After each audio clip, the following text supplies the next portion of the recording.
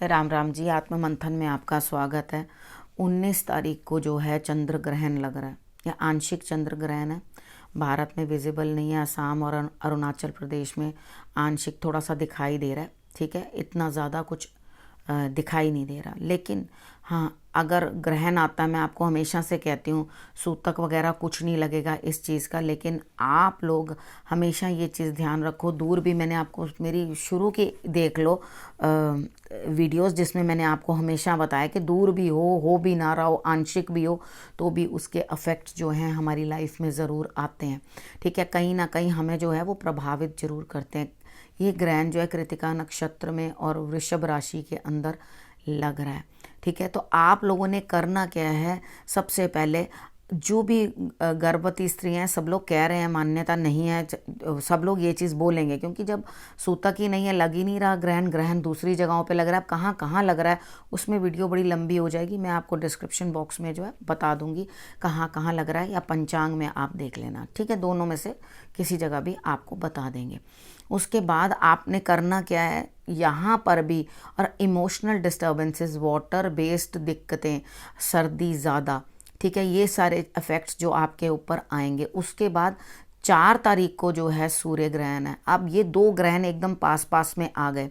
ये बहुत बड़ा लंबा ग्रहण है जो अर्ली मॉर्निंग में लग जाएगा, यानी कि 11:34 से लेकर 5:32 तक रहेगा। ठीक है, जो भी उपाय आप लोगों को मैंने कुंडली के हिसाब से बताए हैं, जिनका भी राहु के साथ प्लेस्ड है, दृष्टि से संबंध बन रहा है, चंद्र और केतु एक साथ बैठे हुए हैं, तो उन लोगों को क्या करना है, ज़रूर अपना उपाय करना है, बिना ये सोचे समझे कि है नहीं ग्रहण, होगा नहीं, ये नहीं होगा, आपने उपाय ज़रूर करने हैं। ठीक है, कोई भी मेजर डिसीजन, जैसे बिजनेस चेंज करना या कुछ आप सोचो स्थान परिवर्तन करना, तो ये इस पीरियड के दौरान जो है आपने थोड़ा सा बच के रहना है।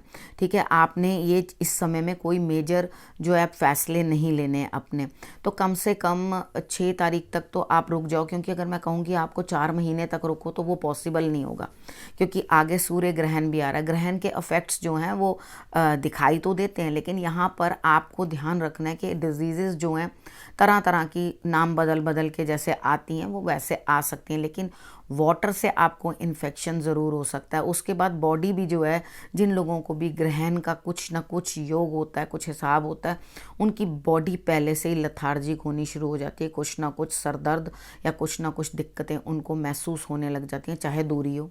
ठीक है, लेकिन असर तो होगा ना। अब जब बारिश दूर होती है, बर्फ़ पड़ती है, तो डेफिनेटली प्लेन्स में भी तो ठंडक आ ही जाती है।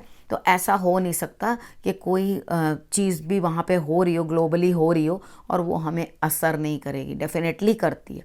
ठीक है ना, तो यहाँ पर हम पर भी असर होगा, ज़्यादा नहीं तो कम, लेकिन होगा ज़रूर। यहाँ पे सरकारों के अंदर भी कुछ ना कुछ फेर बदल, यानी कि उधर भी किसी न किसी बात से उठापटक जो है चलती रहेगी। यहाँ पर सब लोगों ने क्या करना है, मेजर डिसीजंस के अंदर बहुत ध्यान रखना है, लड़ाई झगड़े या इस तरह की अनबने जो हैं वो नहीं करनी। उसके बाद जिनका भी चंद्रमा कमज़ोर है, ठीक है, वो अपने उस एलिमेंट को बढ़ाने की कोशिश करें। शंकर भगवान की आराधना आपके लिए जो है बहुत अच्छी है। उसके बाद जो भी अपनी माता का अपमान करते हैं या उनके साथ उनके संबंध अच्छे नहीं होते, वो कमज़ोर चंद्र के जो हैं वो मालिक होते हैं।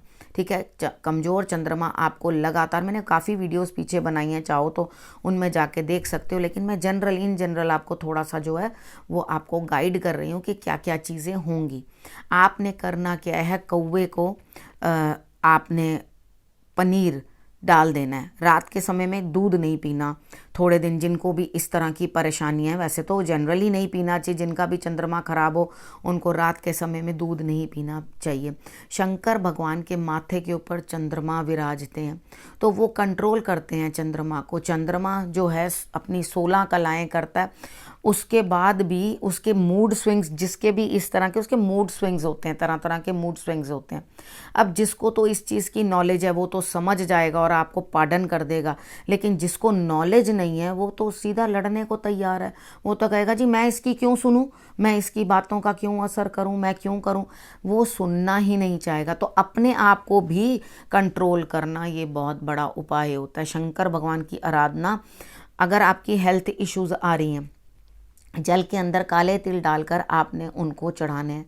ओम चंद्रमासाय नमः सिंपल सा बोल सकते हैं, नहीं तो आपको दूसरे मंत्र चाहिए तो वो भी महामृत्युंजय का जाप, हेल्थ अच्छी नहीं है तो ठीक है। उसके बाद शंकर भगवान की आरती, आराधना, ओम नमः शिवाय, मेडिटेशन।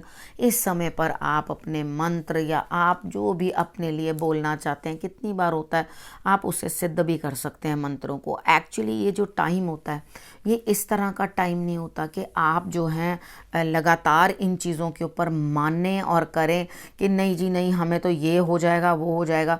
शंकर भगवान का आसरा पकड़ो, किसी को कुछ नहीं होगा, उन पर भरोसा रखो और उनकी आराधना करो।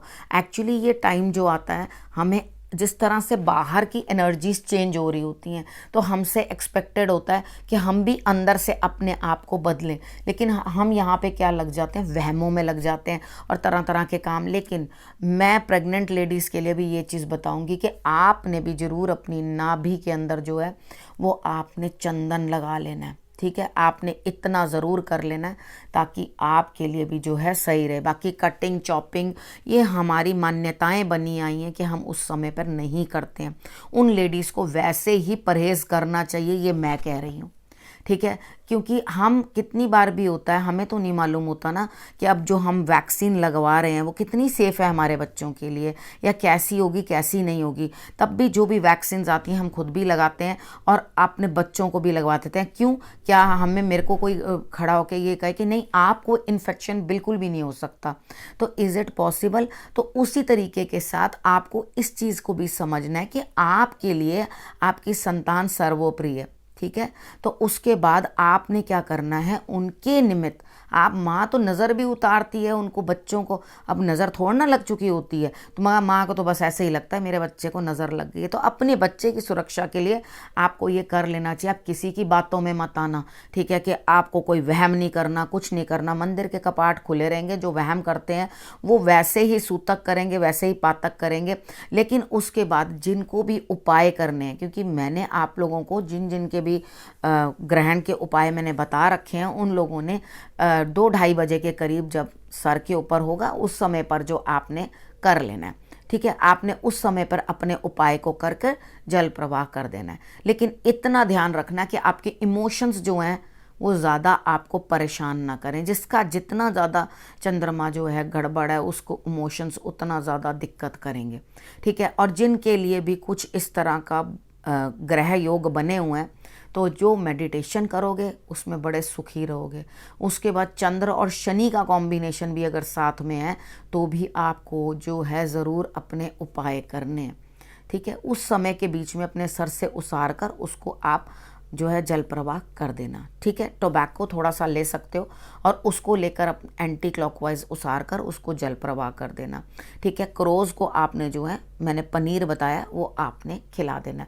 खुद आपने दूध का सेवन नहीं करना, हो सके तो उसका दान कर दो, ठीक है। अब उस समय पर दान भी अगर आपसे कोई नहीं ले रहा तो कोई प्रॉब्लम नहीं है। आप शंकर भगवान को कच्चा दूध, बॉइल्ड मिल्क नहीं चाहिए, ठीक है, कच्चा दूध इतना सा डालकर शंकर भगवान को जो है जल चढ़ा देना है, ठीक है। शंकर भगवान को आप मना लोगे तो डेफिनेटली आपके लिए रिजल्ट्स जो हैं बेटर ही आएंगे। बाकी मैंने आपको मेन बता दिया कि आपने मेजरली करना क्या है कि आपने कोई भी हेस्ट में डिसीशंस नहीं लेने, क्योंकि यहाँ पर क्या होगा, इमोशंस के ऊपर भारी होगा। तो हम जब इमोशनल होकर कोई भी डिसीशंस लेते हैं डेफिनेटली उसमें हम फ्लॉप ही होते हैं, ठीक। तो यहाँ पर आपने बिल्कुल इमोशंस के साथ डिसीशंस नहीं लेने, अभी रुकना है थोड़े समय मेजर डिसीशंस के लिए और उसके बाद जो है आप डिसीशंस लेना, ठीक है। अब आपको मैंने सारा ग्रहण के बारे में सब समझा दिया। अब इस विषय के ऊपर जो है अब मैं विराम लगाती हूँ। आपको फिर नए विषय के साथ आकर आपसे बात करूँगी, तब तक के लिए नमस्कार।